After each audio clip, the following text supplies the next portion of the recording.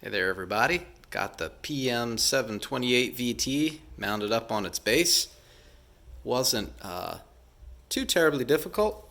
I used my Harbor Freight 2-ton folding engine hoist and some straps, a little help from the missus, and here we go. Machine's on the base. So it's kind of late.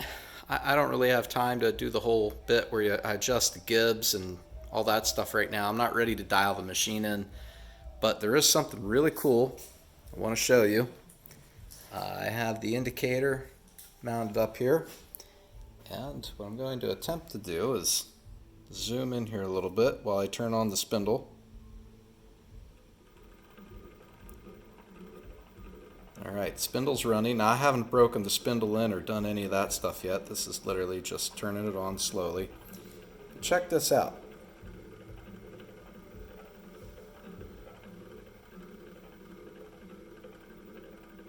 There is hardly any motion on that indicator.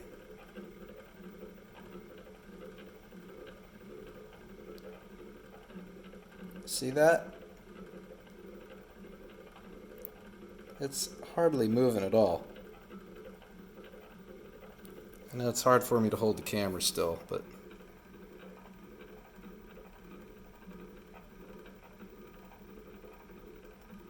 very minimal movement. Far less than 5/10.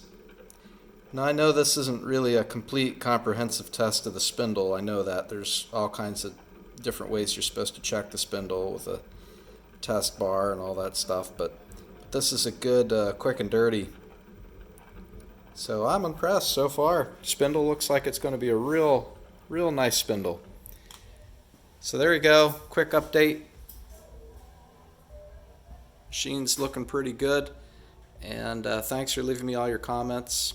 I will try to answer all of them and test everything you want me to test here in upcoming videos. Alright, thanks a lot.